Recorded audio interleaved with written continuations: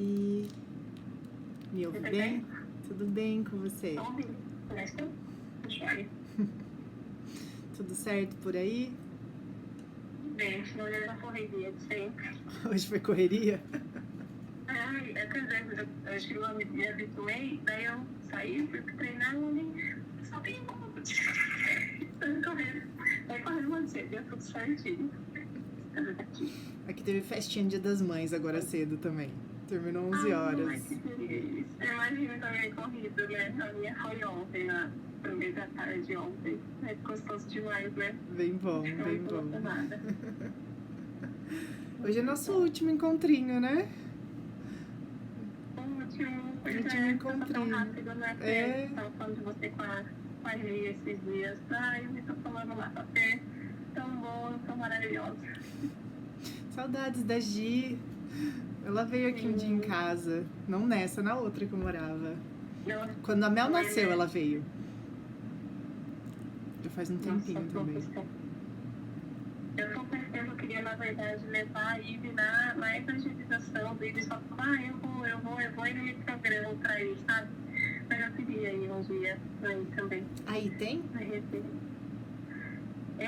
A gente, não, tem num outro centro, mas é uma pegada um pouco diferente, mas não de bebê, na verdade, acho que é a partir dos 3 anos, ou de bebê mesmo, eu não vi lugar nenhum que tenha.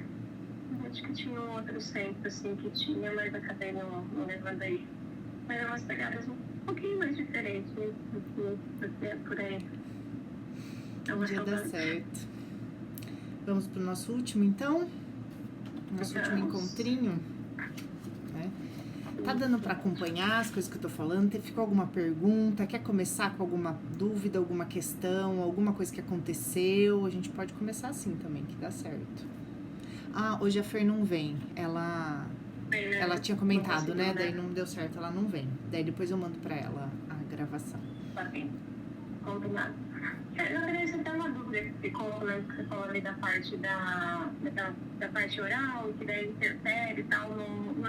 O que exatamente, agora eu não consegui vincular, assim, o que exatamente, por exemplo, um desmame, não sei se eu posso usar assim, um desmame mal feito, não, talvez não esse termo, mas enfim, o que ele acarreta, poderia, tipo, acarretar numa compulsão alimentar, esses pontos, assim, o que talvez algo ali na infância, daí vai acarretar algo na parte adulta. Seria mais ou menos assim, vamos contextualizar. O Freud, porque outras pessoas tiveram outras contribuições, eu vou falar dele, depois eu falo de outros, assim, né? Então, o Freud, ele falou sobre o nosso desenvolvimento, ele chama de psicossexual, porque ele fala, existe uma libido, que é a mesma que depois na vida adulta é a da sexualidade. Então, é uma libido que vai servir para sexualidade, que vai servir para um empenho no trabalho, que vai servir para dedicação ao exercício, é a mesma energia de libido, entendeu? Quando a gente é criança, ela é autoerótica. Ele foi muito criticado porque quando ele usou esse termo, a libido é psicossexual, as pessoas entendiam que ele estava falando de sexualidade adulta na criança. Ele estava falando de libido, onde dá prazer. Então ele estava trazendo que o tema do prazer, ele é importante. O jeito que a gente lida com prazer e o jeito que a gente lida com a frustração. Porque vamos pensar assim, pensa num bebê, a vida se comunica com essas duas vertentes, prazer e desprazer. Depois, no prazer, vai ter muitos tipos de prazer. Eu posso ter gratidão, eu posso ter euforia, eu posso ter, várias bondade, várias ramificações de prazer e várias ramificações de desprazer. Eu posso ter nojo, eu posso ter rancor, eu posso ter raiva, mas basicamente são dois jeitos que a gente lida de prazer e desprazer. Então, é o jeito que a gente lida com o tema.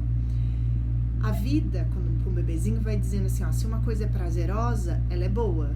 Se uma coisa não é prazerosa, ela é ruim. Então, se eu tô com uma dorzinha no estômago, isso não é prazer, isso é ruim. Então, eu vou tender a evitar. Se eu tô com uma coisa prazerosa, a minha libido é boa, então eu vou tender a seguir. Depois, na vida adulta, o Freud olha e fala, tem problema nesse jeito que eu pensei. Então, ele escreve assim, além do princípio do prazer. Porque ele fala, então todas as pessoas vão buscar o prazer. Assim como um bebê, ele vai selecionando as coisas prazerosas. Daí ele fala, mas tem alguma coisa errada, porque tem gente que fica repetindo na vida comportamento destrutivo. Então a pessoa já entendeu que, sei lá, o relacionamento que o cara bate é ruim, ela devia parar de procurar esse relacionamento. Então, se fosse só princípio de prazer, por que ela continua em algo que é destrutivo? Entendeu? Sim. Pode ir. Pode ir. Pode continuar. Aí. Oi, Patinha. Oi, neném. Bonitinho. Pode ficar. Pode continuar. Então, é um pouco essa lógica. Daí ele falou, bom, então tem alguma coisa fora do princípio de prazer, que daí ele pensou na vida adulta, alguma coisa que eu sei que me faz mal e eu continuo. Então tem alguma desregulação aí. E ele começou a pesquisar um pouco por que as pessoas tendem a repetir algo que é ruim, né? E aí ele entendeu que a libido é por fase. Então, de 0 a 1 ano, ele chamou de fase oral. Então, a libido, ela tá na boca. Põe tudo na boca, sugar, né? Isso continua na vida adulta. Só que o que ele trouxe? Quando tem muita frustração ou muito excesso nisso, pode desenvolver hábitos como roer unha, fumar, comer em excesso. Quando tem alguma desregulação, quando eu lido com impulso. Porque quando a gente tá na libido oral, a gente tá falando de impulso. Sabe, pessoas mais impulsivas? A libido, ela continua na oralidade, entende? Daí é entre aspas, né? Porque a gente tá lidando com esse tema de impulso. Então, eu não seguro meus impulsos, eu sou puro impulso. A oralidade, ela fala isso, é o primeiro jeito que a gente sente prazer. Eu posso me fixar no primeiro jeito que eu sinto prazer, que é via oral. Isso nunca some na vida adulta. A gente sempre vai sentir prazer com alimentação. Agora, tem gente que só sabe sentir prazer com alimentação. Entendeu? Por exemplo, esses dias uma pessoa, ela sempre era obesa, lutava contra a alimentação e tal, e ela, acho que ela era a paciente ideal do Mounjaro, sabe? Remédio que tira, assim. Quando ela começou a tomar, ela parou de pensar em comida. E ela falou assim, nossa,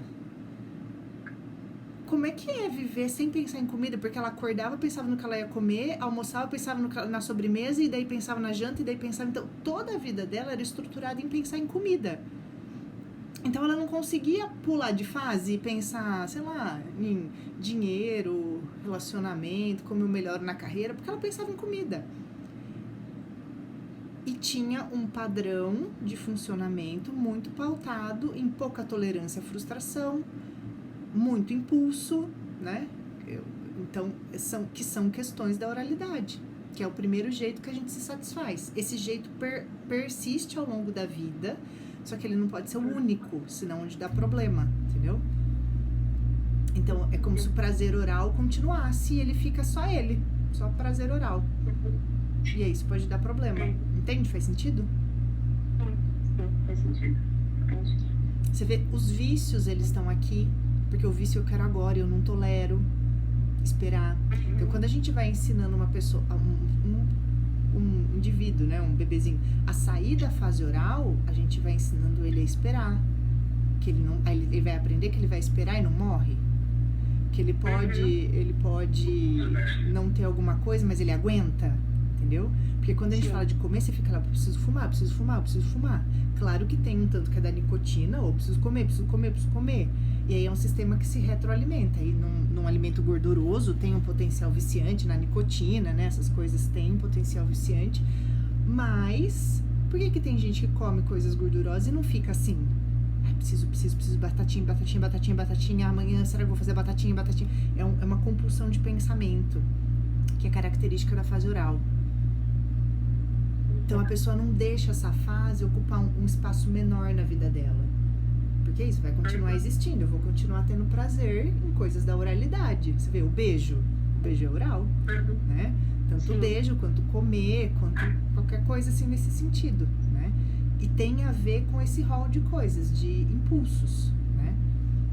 Aí uma outra autora, que não é o Freud, que é a Melanie Klein, ela traz uma ideia assim, ó. Todo ser humano nasce com um quantum de inveja e um quantum de capacidade de lidar com a frustração. E ela fala assim, logo de bebê você já vê isso.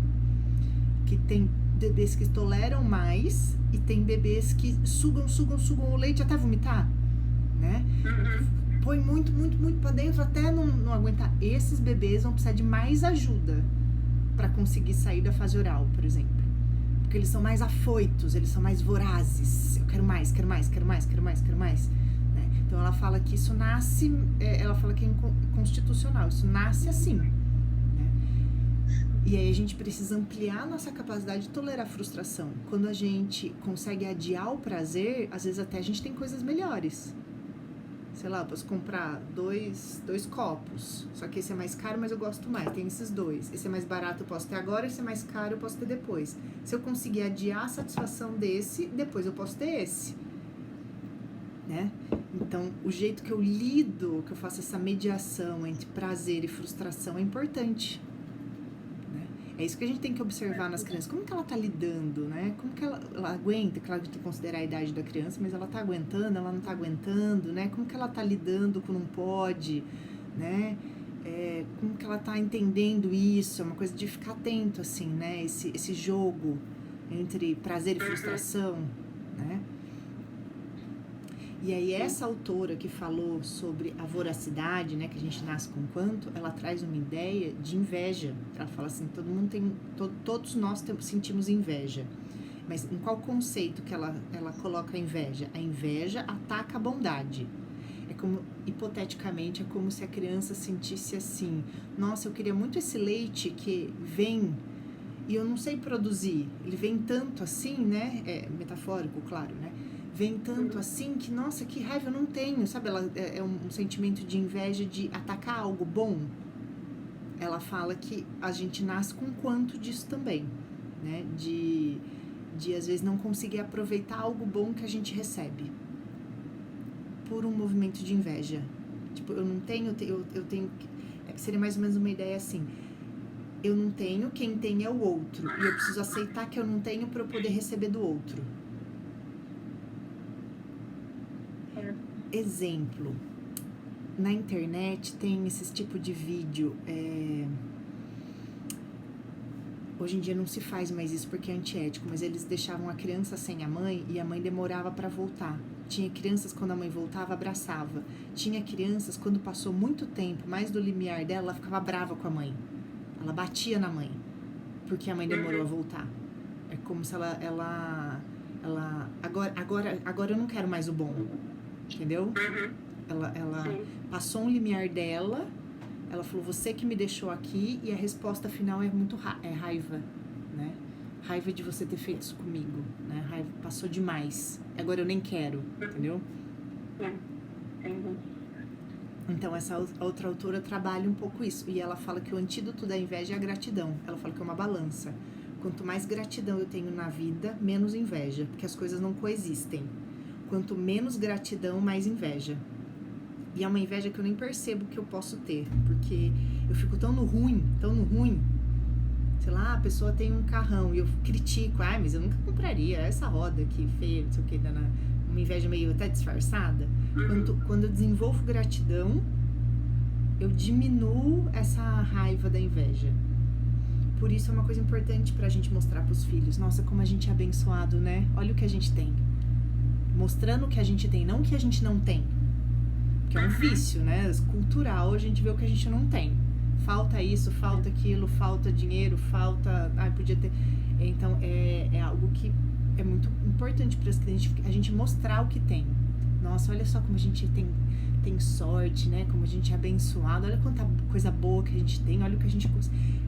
Mostrar o que tem. Senão é muito fácil o ser humano ficar na falta. O que falta, o que falta, o que falta, o que falta. E aí que entra na outra fase, que é de 1 a 3 anos, que o prazer está relacionado ao controle, que é, ele coloca o controle da evacuação. Eu seguro o cocô, eu solto o cocô. A criança descobre que dá para fazer isso, né? Então ela fica aficionada com cocôs, e daí ele falou, bom, junto com essa fase do controle dos esfíncteres, vem junto sentimentos que não tinha antes, como controle, triunfo, desprezo, né? Aí ele fala que a forma como a gente lida com isso também pode desenvolver personalidades com organização excessiva, metódicos, controladores, ou desorganização excessiva também, sabe? O jeito que a gente lida com esse tema, com esse grande tema de controle, triunfo e desprezo, entendeu? A forma como vai lidando com essas coisas. A criança vai querendo controlar, ela vai... Entende? Sim. Que é o tema da agressividade, tá aqui. Que a gente falou lá no início, o tema da agressividade tá aqui. Porque daí na fase seguinte, que é de 3 a 6, que ele chamou de fase fálica, aí a criança começa a ter interesse na diferença dos sexos. Ele juntou o que acontece biologicamente com o emocional. Biologicamente a criança começa, ela para de ter foco em cocô e ela começa a entender o que é menino e o que é menina. Qual que é a diferença biológica de meninos e meninas, né? O que um tem, o outro não tem. Então tem muita curiosidade aí, e daí é a fase do complexo de Édipo, que é eu rivalizo com o igual, né? Eu sempre formo um triângulo, eu rivalizo com um e quero fazer duplinha com o outro, né? Então entra nesse triângulo aí, eu fico tentando me sair, né? Quem eu sou, qual que é meu lugar? Porque a resposta é, a criança precisa meio que, se ela fizer essa triangulação com o pai e com a mãe, ela precisa meio que perder, né? Ela precisa de que ela perdeu, ela é criança, né? Eles são uma duplinha e ela é criança. Ela precisa lidar com essa frustração de que ela é a criança ali da dupla e ela tem um lugar, que ela não tá sem lugar, porque a angústia é essa, né? Acredita que o único lugar possível é aquele primeiro lugar da mãe e do bebê, aquele amor de dupla. Acredita que esse é o único jeito de amar, e é isso que acontece. Tem gente que fica fixado, então vai arrumar um relacionamento, é aqueles relacionamentos hiperdependentes, não cabe mais ninguém, não pode ter mais amigo, é só os dois. Isso pode acontecer com relacionamentos, pode acontecer relação mãe e filho também. Já viu relações mãe e filho assim? Que a mãe e a filha são uma dupla inseparável, vai para todos os lugares com a mãe, a mãe tem que saber de tudo e cada um tem seu espaço pessoal. Então, esse é o nosso primeiro jeito de amar, é assim, meio fusionado. A gente precisa abrir mão desse jeito de amar, de um ser tudo pro outro, para eu entender que eu perdi, eu sou a criança, eu vou ter que procurar, eu vou ter que abrir mão desse amor de pai e mãe, entender que é só de pai e mãe, não é de tudo, para eu ter para eu ter amigos, para eu ter um relacionamento, para eu ter amigos do trabalho. Então eu tenho que abrir mão desse tudo. Personalidades que são 880 tem encrencas nisso aqui, entendeu? Tem encrencas mais graves, menos graves, mas tem encrencas nisso, porque é 880, o negócio tem que ser 80 aqui. E se não é 80, não é nada. Então, se você não é o príncipe, o amor da vida, ou você não é a melhor amiga, best friend de todo, e não tem outra amiga, entendeu? 880. Se for assim, tá bom. Se não for, então não serve. Aí já põe um X, não serve na vida.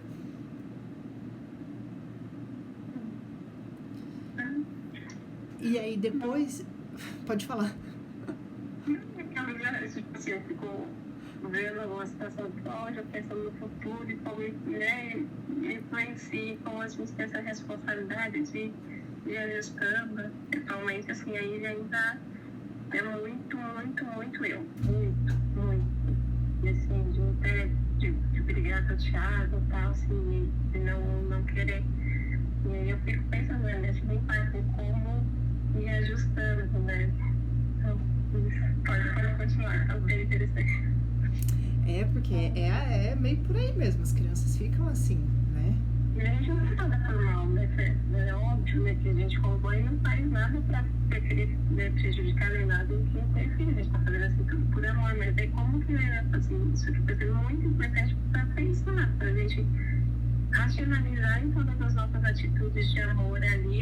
Não, esse amor dessa forma tem que ser ajustado, porque vai impactar, né?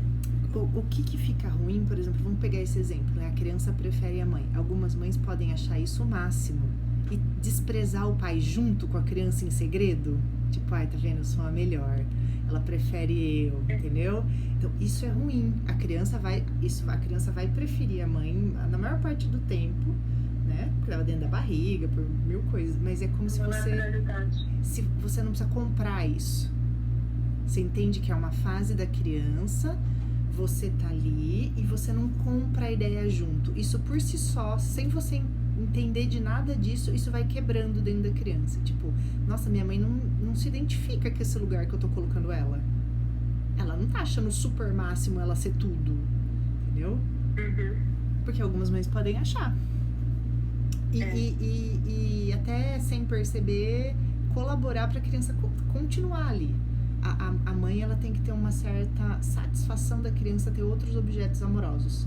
Seja professora da escola, não entrar com ciúmes, por exemplo, você prefere a professora, seja amigo, seja, né, uma maturidade de ter... O meu lugar tá reservado com ela, ninguém mais vai ser mãe dela, né? O lugar tá aqui, mas ela precisa de outras coisas, eu não sou tudo, né?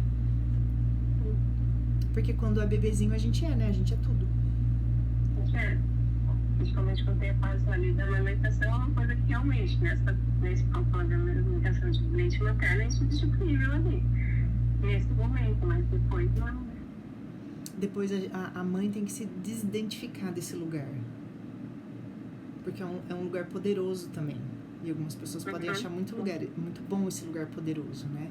De eu sou tudo, e se sentem muito frustradas quando a criança começa a querer outras coisas. Se sentem trocadas, sabe? Ai, me trocou por isso, nem liga mais pra mim, sabe? Coisas assim. Essas falas, né? Quando não cuidadas, porque pode ter um tempo que a pessoa sinta isso, né? A depender da história de vida da pessoa, se ela não conseguiu ter outras satisfações, se ela só se realizou na maternidade, é comum ela também ficar ficcionada nisso. Tipo, e agora? Pra mim isso era tudo e agora não é mais, sabe? Então... E aí a gente já entra até no tema que eu pensei pra hoje, né? Porque que é uma autoanálise, né? A gente tem que se analisar o tempo todo. Como eu tô reagindo a essas coisas que a criança faz. Porque tem coisas que pegam no nosso calo. Não tem ninguém sem calo, né? Tem coisa ali que pega no nosso calo. E é um pouco uma ideia assim que... Todas as vidas humanas, existe um grande tema. Pode ser um grande tema de, não consigo me controlar na alimentação. Pode ser um grande tema de, nossa, eu tô sempre ansiosa com relação financeira, eu sempre acho que vai dar ruim financeiramente. Pode ser um grande tema de só me relaciono com pessoas difíceis. Todo mundo tem um grande tema na vida, assim. Esse grande tema da vida que a gente tem, normalmente nos deixa ansiosos e desesperados. A grande questão da nossa vida é a gente conseguir reagir emocionalmente diferente com relação a isso. Como que eu não fico desesperada e ansiosa frente a esse grande tema que sempre me causou isso? Entende? Então a gente vai meio que tentando pensar de outra forma para aquilo não desestruturar tanto a gente. Tem a ver com as nossas inseguranças, né? A gente entende mais ou menos onde está o nosso eixo e que a gente sai daquele eixo, né? Então, como que eu consigo voltar pro eixo? Como que eu não deixo essa coisa me afetar de uma maneira que eu saio do eixo, né? Que eu me desestruturo muito.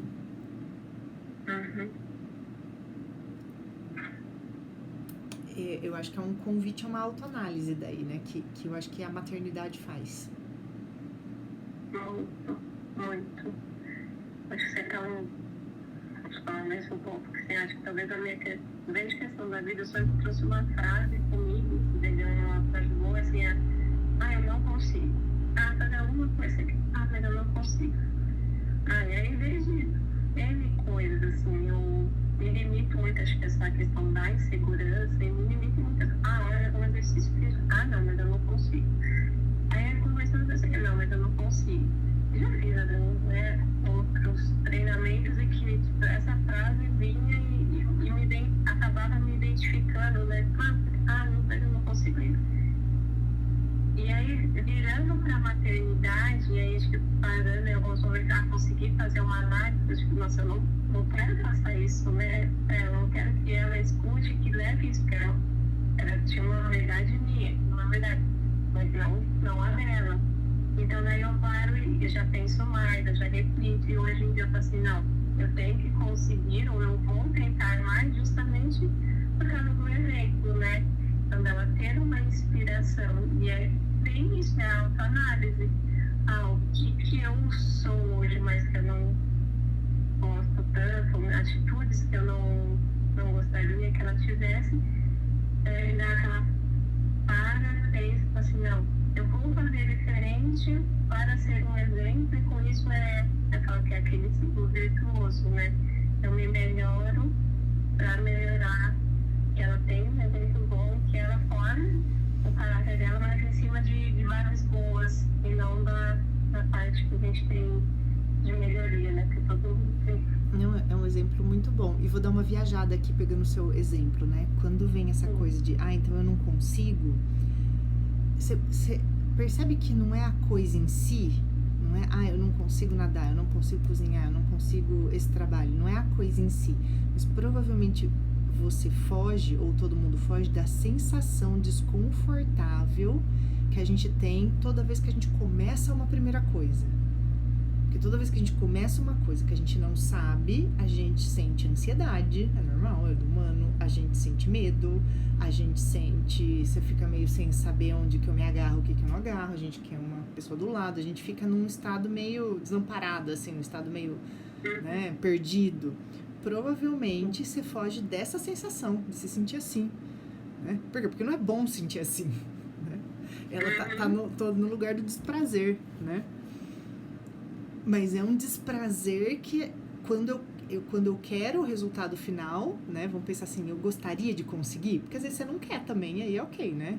Não quero isso, então nem vou gastar tempo tentando, porque eu não quero. Mas se você quer o resultado final, é um processo de aguentar esse estado interno que é muito assim, né? Ruim. Desconfortável, aguentar esse primeiro desconforto ali, né? Que daí que a gente faz o link com o desmame, né? Se eu sei que o leite do peito, o mamar no peito, me faz dormir, me dá aconchego, né? Eu tenho que aprender, aguentar o desconforto de não ser mais isso para ser uma outra coisa. Então tem um desconforto ali, né? Crescer é desconfortável. Crescer tem um desconforto em crescer, né? Tem problemas que você vai ter só depois que você cresce. Sei lá, vamos pegar uma coisa material. Eu cresci e fiz uma casa linda. Eu tô mais sujeito às pessoas olharem a minha casa e falar, nossa, pintou dessa cor, que estranho, porque a casa aparece. Nossa, fulaninha foi essa casa, mas como que ela ganha? Casou com alguém que acha que tem dinheiro, recebeu uma herança. A gente tá mais sujeito a coisas, né? Que talvez se você não constrói nada, você não lida com esse problema, né? Então, crescer, ele tem um desconforto ali, né? É verdade. Faz sentido. Agora vem trazendo essa frase pra Ivy, que até na natação, ela faz uma natação, mas até então estava natação de bebês, e entra com os pais. E agora que ela fez 3 anos, ela tem que trocar de turma. E aí a turma que não entra com os pais, né? E a minha primeira aula não se pode, né? Foi muito, né? Que também a gente não se preparou para essa mudança. E aí quando nossos pais acho que não se preparam, ela também carecendo. E aí ela foi uma coisa 100% diferente. Na primeira aula não foi legal. E aí à noite eu fui conversando com ela, tá? Você tá crescendo, mas não tem problemas. É bom crescer, tem isso e aquilo, porque realmente acho que para a criança nessas fases, eu acho que tem mais esses impactos.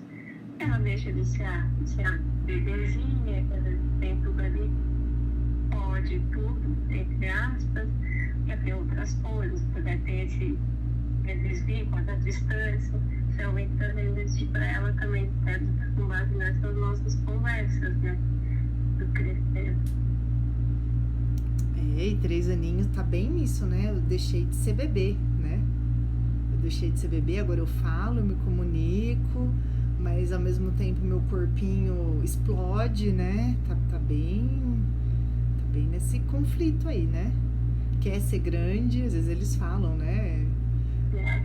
Quer autonomia, mas ao mesmo tempo também não quer, né? Numa hora de banho, vai tomar banho. Não, eu vou tomar banho sozinha. Tomar banho sozinha, mas ainda não tem 100% da autonomia de fazer todo o processo, né? Mas aí não tem ajuda, mas aí tem hora, não, pra dormir, não, eu quero você aqui. Então tem essa oscilação, né? E a gente segue com essa oscilação, você vê o resto da vida, né? Às vezes a gente quer ganhar mais, mas daí você tem que trabalhar mais, daí você fala, opa, mas peraí, às vezes você quer essa viagem, mas essa viagem custa tanto, eu tenho que tirar o dinheiro daqui, às vezes a gente vive nessa, a gente quer e não quer, né? Por isso que quando ele escreve o texto, além do princípio do prazer, que ele fala não é só prazer, ele vem trazer essa ideia que a gente abraça o problema às vezes, né? Porque é conhecido. Eu vou ficar aqui com esse problema que eu já conheço, eu não vou ir para um problema que eu não conheço.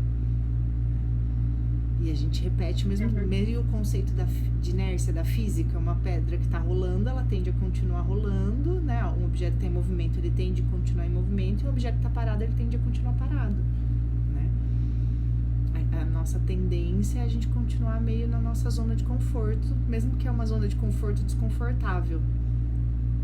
Mas que eu já conheço.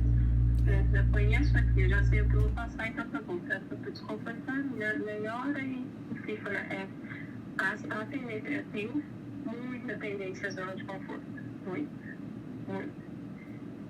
Já reconheço aqui, tá tudo certo, vamos seguindo assim, não quero. Porque até a questão de conflitos, algumas coisas, não gosto, né, de conflitar. A gente vê muito disso, da zona de conforto. Tá bom, tá tudo certo aqui, vamos seguir desse jeito. Que vamos trabalhar nas palavras de prazer e desprazer. Eu abro mão daquele prazer que eu acho interessante, que eu acho que agregaria na minha vida. Eu fico aqui com essa dor que tá meio chato, tá meio tedioso, não é uma dor absurda a ponto de eu sair do lugar. Às vezes pode ser tédio só. Tédio no sentido, nossa, já vivi isso, queria um aprendizado maior.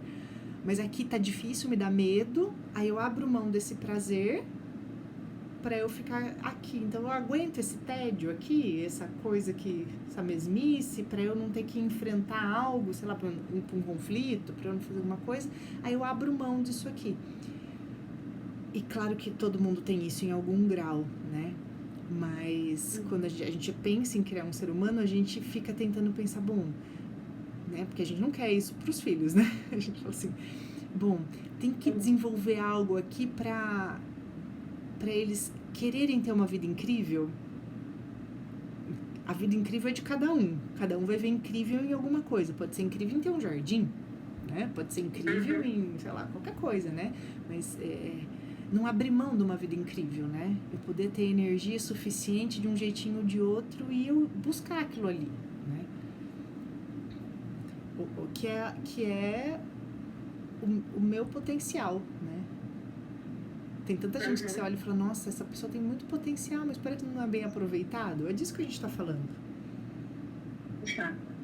Eu acho que a maternidade é muito um convite pra gente sair com isso. Você fala, tô aqui, mas quero esse não. E a gente acaba se impulsionando mais, né, nesses desafios, essa palavra dos desafios, pra justamente ser esse espelho, né, eles consigam ver que a vida, né, dá para ser mais, dá para ter mais. Estou comentando hoje com uma amiga sobre isso, né, por 3 anos, dedicação, né, questão de exercício físico, alimentação meio sem vontade, sem energia, e só que daí eles começam a andar, correr, bicicleta, e assim, preciso ter energia ali para estar do lado, que a gente quer. Assim, como que eu vou ter isso? Então, fica muito bem, não. Para eu fazer alguma coisa, eu tenho que deixar a minha filha, né? Um tempo fora, não. Mas eu quero estar com ela, eu não quero estar longe. Mas ao mesmo tempo, assim, quem vou ser eu para ela daqui a pouco? Eu preciso ter saúde para cuidar, para acompanhar. E essas chaves, né? E aí, eu estava conversando com uma amiga. Eu preciso ter saúde para cuidar dela, eu preciso ter energia para acompanhar e eu preciso ser exemplo. Então são as chavinhas que a maternidade vem nos convidando para sair da inércia. Porque os filhos, em última instância, eles querem pais felizes, né? É a mesma coisa quando a gente recebe um favor de alguém que você vê que tá muito custoso pra pessoa, a gente nem fica tão feliz com o favor que a pessoa fez, porque você vê que doeu demais, né? Em última instância, os filhos querem ver os pais bem, alegres com a própria vida, porque daí a gente tá com o nosso potinho de amor cheio, a gente aguenta a distância. E a gente vê que a distância não mata. E justamente nessa idade aí, a gente, como tá acabando de sair de ser bebê, você fica, tudo bem eu ficar longe? Aguenta mesmo? Ela tá aprendendo, e você também, né? Aguenta mesmo ficar longe? Aí você vê, não, eu fiquei longe, ela ficou bem, eu fiquei bem, e a gente volta. Então, assim, separa e volta, separa e volta. Isso acontecendo várias vezes, vai tirando essa amálgama da fusão, do 880, porque eu posso afastar e juntar. Posso fazer isso. Relacionamento que é só muito junto é problemático. Amizade que é só muito junto, não cabe ninguém, é problemático. Tudo que é assim é problemático. Causa dependência, né? Causa dependência. Não consegue ter outra convivência. Causa dependência. E no meio de tudo isso, né, tem uma coisa, né? Tem um livrinho que chama A Clínica Psicanalítica das Patologias Contemporâneas. E tem nos jovens, hoje, os jovens de 20 anos, assim, 18 anos, que acontece muito um termo que chama depressão branca. É uma depressão sem tristeza. A pessoa, ela não sente tristeza propriamente dita de chorar, de ficar muito mal, mas ela não tem vitalidade. Sabe? Empolgação, vitalidade, nanã. Então, eles estão chamando isso de depressão branca. São patologias da ordem do vazio. Tem um vazio, tem um desinteresse, tem uma coisa assim que não... Sabe assim? Falta até palavra. E isso tá acontecendo com os jovens hoje em dia, a gente vê mais diagnósticos assim, né? E é legal a gente fazer uma reflexão da parte que dá pra gente pensar. Quando a gente pensa numa personalidade forte, assim, numa personalidade firme, né? A gente tá falando que a pessoa precisa ter uma profundidade, né? Uma profundidade de quem se é, uma profundidade. E a gente desenvolve essa profundidade olhando para as coisas, né? Prestando atenção nas coisas, observando as coisas e observando o que sente. Então, a gente acabou de falar de uma autoanálise. Eu preciso observar o que eu sinto em cada situação. Que nome tem, porque eu sinto, essa situação me provoca isso, tal. Quando eu vou fazendo isso muito, né, eu vou observando os lugares que eu tô, que cheiro tem, por que isso, por que daquilo, tal. Que isso a gente entra no assunto de tela, porque isso aí é o oposto da tela, né? A gente vai adquirindo profundidade psíquica. E aí, pra gente ter profundidade psíquica, a gente tem que conseguir investir a nossa libido. O que eu quero, o que eu gosto, pra onde eu vou, né? Eu preciso me relacionar com a minha libido de vida, né? Meu gosto de vida tá pra onde? Né? Por exemplo, se os pais são muito desinteressados, a criança ela fica sem matriz. Se o pai e a mãe não é interessado nela, nas coisinhas dela, no mundinho dela, tem um desinteresse, eu não tenho matriz, eu não tenho exemplo, modelo, para eu também achar as coisas interessantes e me relacionar, ter curiosidade. Por que fez essa caneta, né? Nossa, tipo o show da Lu no desenhinho de, né? Essa curiosidade com o mundo e essa curiosidade consigo mesmo, né? E no contemporâneo, é comum, principalmente depois do advento de celular, de tela, as coisas virem muito prontas, assim, e as pessoas ficam muito passivas, esperando, né? Por isso que, quando a criança é um pouquinho mais velha, é importante a gente se ausentar. Tem um lugar de importância a gente se ausentar quando é mais velho, assim, a partir dos 3 anos e tal, porque nasce o pensamento, poxa, eu não consigo resolver esse problema, como eu faço? Ela é obrigada a sair da passividade. Lembra do conceito da inércia? Todo ser humano, não é por preguiça, tende a ficar onde está. É uma tendência humana. Então, se eu sempre esperei minha mãe trazer, desde que eu sou bebezinho, porque eu não conseguia. Agora eu consigo, mas eu não sei que eu consigo ainda, eu preciso testar. Então, tem um tanto de curiosidade que a criança vai testar, mas a ausência vai reforçando para ela sentir a capacidade. Olha, eu consegui. Claro que não é uma ausência exagerada, é de pouquinho em pouquinho, né? Mas isso vai dando capacidade de pensamento. O pensamento nasce da ausência. Por isso que se ausentar é importante. Excesso de presença também é prejudicial. São mães engolfadoras demais. Ela sufoca a personalidade do filho. E chama de amor. Não é por mal. A maioria não é por mal. É porque chama de amor. E às vezes ela tá reagindo a uma questão que é dela. A coisa mais comum é isso. Ela reagiu a uma questão que é dela. Nossa, pra mim faltou. Então eu vou dar muito. Só que daí você sufoca. Porque pro outro não faltou. Você podia se ausentar. Aí você vai se ausentar, você acha que você tá abandonando. Nossa, tá falando essa frase assim. Eu revi a minha mãe assim. Exatamente isso, assim. Quando eu não recebi tanto. E a mãe deu, tipo, super. Só que acaba que, tipo assim, acabou de A sua mãe é super. A sua.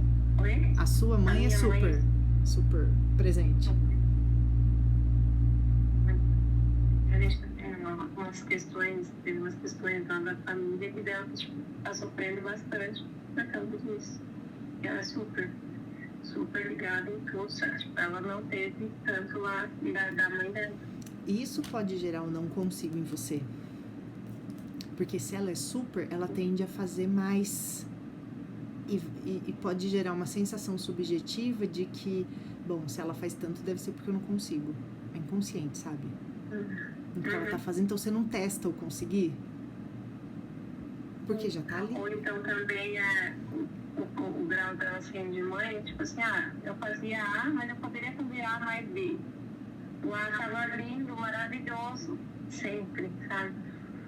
Eu até tenho que me controlar nisso com a Ivy, porque às vezes, fez alguma coisa, nossa, tal, isso eu vi até de outro contexto, porque às vezes você não incapacita, mas você não permite que a criança possa fazer o máximo potencial dela quando você já fala que tá tudo lindo, maravilhoso, nesse aqui, sendo que ela pode fazer isso aqui. E da minha mãe eu tinha muito isso, nossa, não, tá ótimo isso aqui. Isso aí também, assim, tem julgamento, sempre não é por mal, mas talvez tenha, estou conformada que aqui tá tudo bem, porque minha mãe falou que tá tudo bem. Enfim, acho que faz sentido, né? Faz sentido.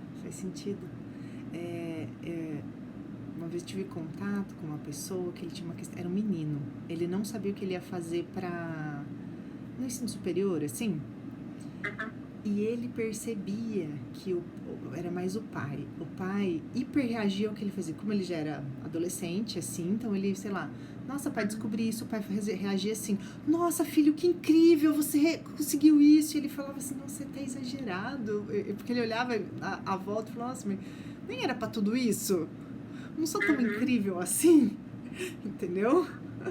Então ele percebia que era um incrível demais, mas que ao redor dele era só normal, né? E ele desenvolveu uma desvitalidade com relação a isso, assim. Ele não acreditava nesses incríveis, né? E ele meio que daí ele não sabia, como se todo mundo tivesse desejado por ele a vida toda. Nossa, tipo lá, vai ter bicicleta. Não esperava ele ter a vontade de ter a bicicleta. Comprei uma bicicleta incrível pra você, vou mandar. Ele olhava assim, tipo, ele ia, mas assim, não veio dele. Alguém achou legal ter uma bicicleta e comprou pra ele, e depois ter um negócio e comprou pra ele. Então ele ia assim, mas não veio dele. Então ficava uma experiência invasiva, apesar de ter uma cara muito boa, né? Você vê, são pais dedicados, né? Mas não deixava aparecer a ausência. Não deixava. Os pais tinham pouca tolerância que ele se sentisse mal. Então não deixava ele se sentir mal. Não aguentava ver o filho mal. Mas a gente precisa ter crise pensa, crise, tira o S e vira cri. A gente precisa ter pequenas crises, não falando nada grave, exagerado, pra gente poder... E aí foi a infância inteira, nunca deu problema. Deu problema quando? Quando ele tinha que escolher uma profissão. Porque daí você vai escolher pra ele a profissão? Não, pode ser isso, mas ele tinha que dar a cartada final. Ele não tinha recurso interno pra falar o que eu gosto. Ele não sabia, ele não tinha matriz, o que eu gosto? O que é pra fazer? Aí ele começou uma coisa, teve que testar, parou, começou outra, teve que testar, parou, começou, entendeu? Mas ele não tinha matriz, porque nunca teve espaço pra ausência.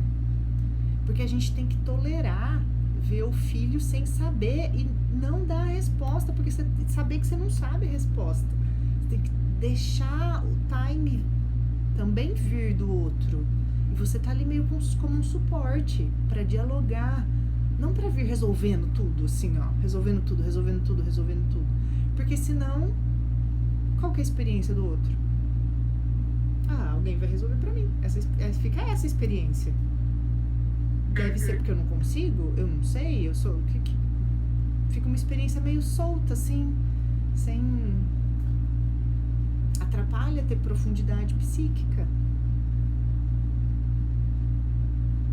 O pai e a mãe decidindo, né? Não deixar ver. E é um trabalho pra gente, né? Aguentar ver o filho dando cabeçada e ficar ali observando.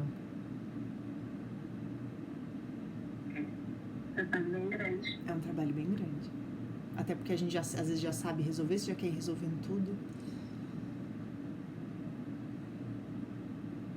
Ele vem também dessa carga que a gente já tem, da personalidade, de tudo, né? Tem muito do que a gente trouxe, do que a gente construiu nosso de personalidade.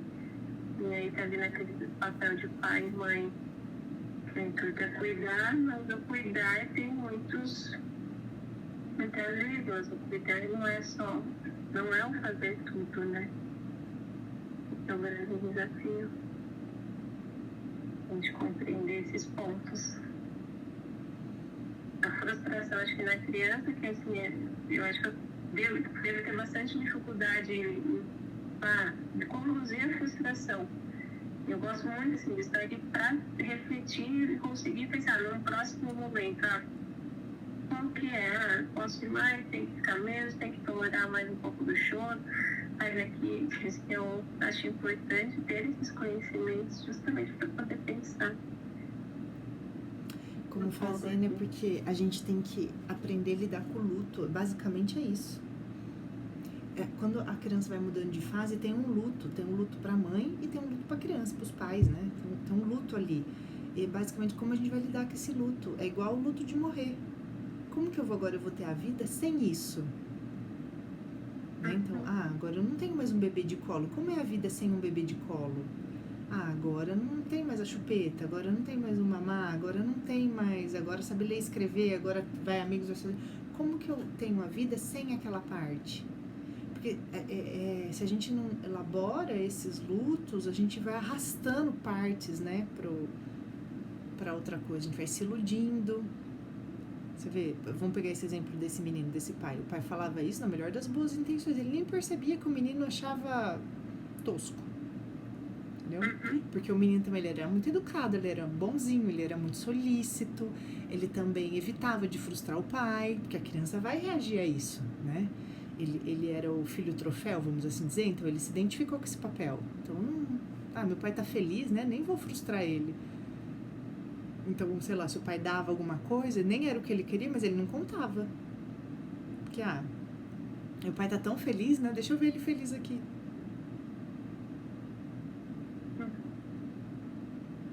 Penso, né, também que os pais abafar uma personalidade, né? A vida de um filho. Isso. E aí, esse luto, né, que a gente tá falando, assim, vou pegar casos extremos, assim, quando a gente não consegue elaborar lutos, que é assim, elaborar fracassos, entender como eu lido com uma perda, com o que eu não tenho, quando eu não consigo elaborar lutos, esses lutos eles vão se arrastando, né? Tem até um filme, eu não assisti, mas ele fala um pouquinho sobre isso. Era uma mulher que ela achava que ela cantava ópera. E ela achava que ela cantava muito bem. Então ela organizava jantares e ela cantava a ópera nos jantares e tal, né? E aí, pro final do filme, ela se ouve cantando e ela percebe que ela é muito desafinada. E que ninguém tava ali porque achava ela o máximo e queria ouvir ela cantar. As pessoas estavam ali por interesses secundários.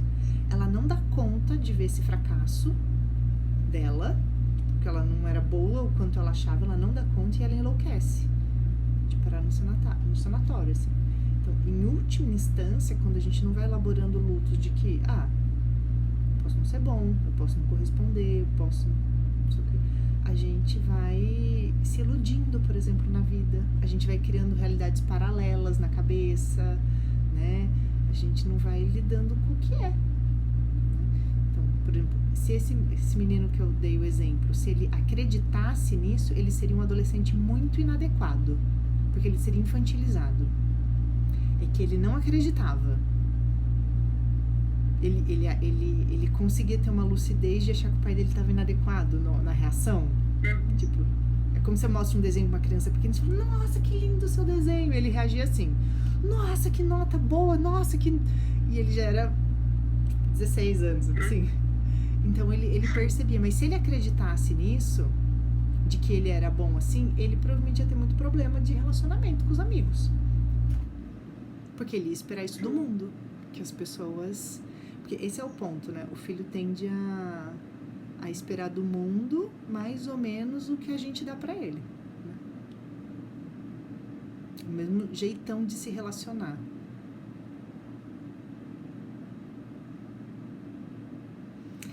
E aí tem, né, o Winnicott, que é um autor, ele falou de 4 tarefas na vida adulta, que a gente precisa saber fazer essas 4 tarefas, assim, para ser um adulto maduro, porque em última instância, quando a gente fala de maternidade, criar filhos, o nosso maior objetivo é ser o adulto mais maduro que a gente conseguir.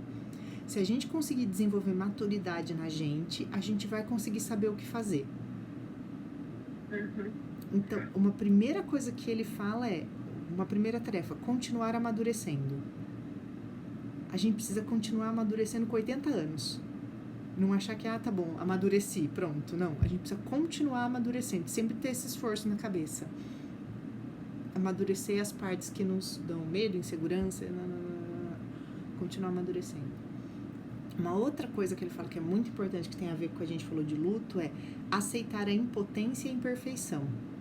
Então, aceitar a nossa imperfeição, as coisas que às vezes é o nosso calo, que a gente pode melhorar um pouco, mas não é tudo, a gente não vai ser perfeito, e algumas impotências que a gente vai ter, que tem a ver com o controle, essa parte não sou eu, essa parte, eu sou impotente frente a essa parte, não diz respeito a mim, né? Essa é a minha impotência, eu vou até aqui, isso aqui não sou eu.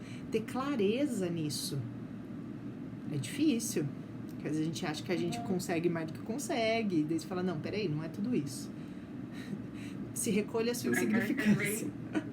Veio tenso ali na fase de até de adolescência, né? Porque a gente tem um certo controle sobre os filhos até uma certa idade. Começa com uma idade, gente, não tem mais esse poder. Principalmente quando ele fala assim, adolescente de 18 anos, né?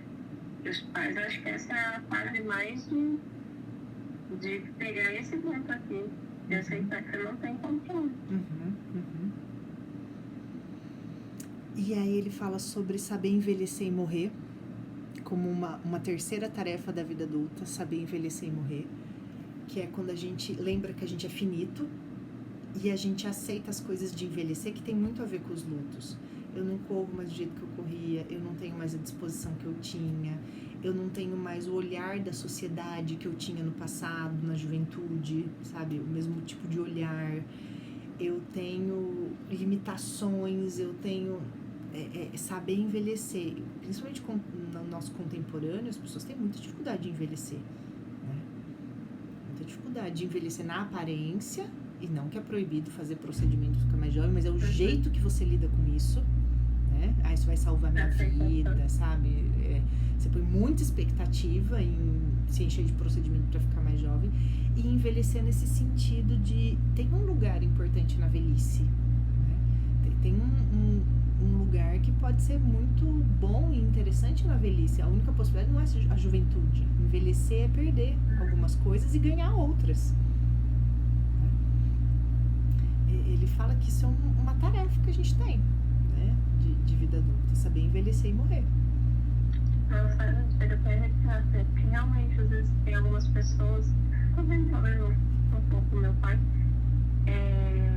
de meio que assim, chega na velhice, é como se ela não tem mais nada, só esperar a morte, mas assim, esperar de um jeito como se não pudesse aprender coisas novas, fazer coisas novas, aproveitar a vida, né? Não, agora não.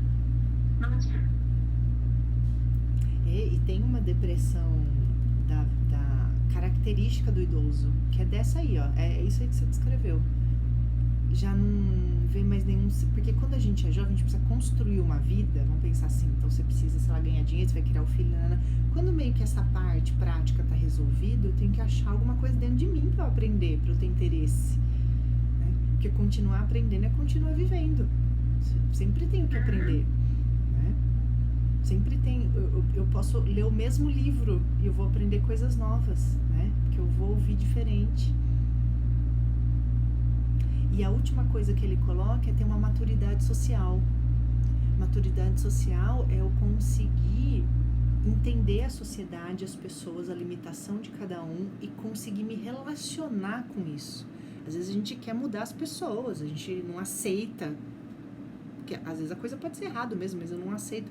É uma maturidade para eu ter uma flexibilidade de lidar com o social. O social tem suas regras próprias, que podem ser erradas, mas elas existem, né? Elas existem, elas estão ali, então eu considero isso e consigo me posicionar frente a isso, né? Que lugar eu ocupo frente a essa sociedade, essas regras, né? Então, por exemplo, o adolescente, ele ainda não tem uma maturidade social, ele é positivo porque é assim que uma geração melhora a outra. Ela quer bater de frente, eu acho tudo ruim, né? Eu sou melhor que os meus pais, se fosse eu faria diferente, né?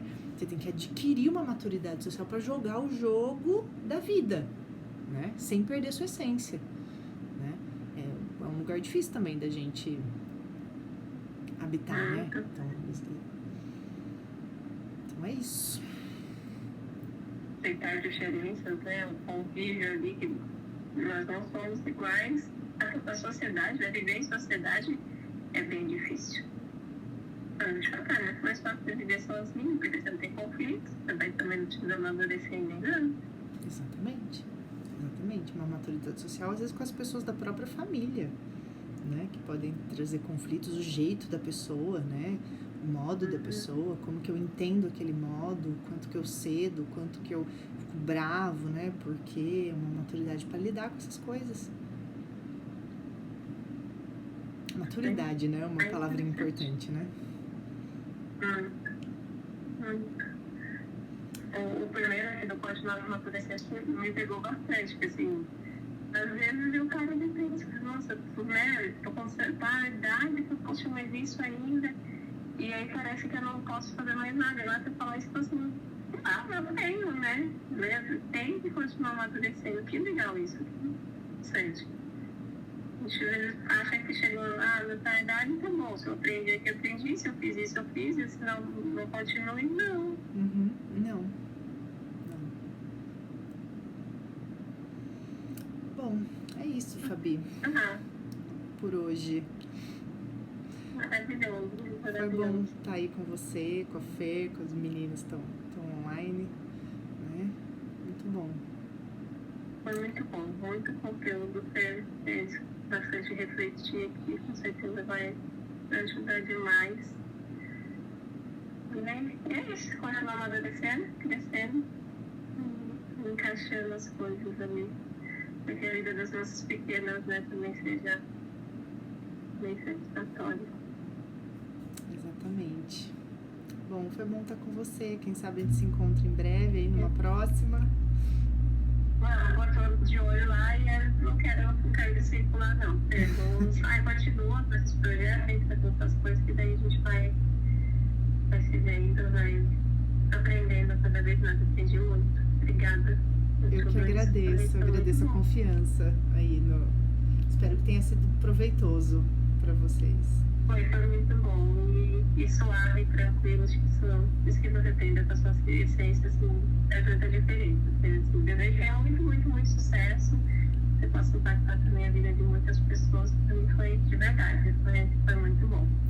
Tá certo, Fabi. Um beijão, bom final de semana e feliz Dia das Mães. Feliz Dia das Mães, Obrigada. Um beijão, bom final de semana. Um beijão. Tchau. Tchau, tchau.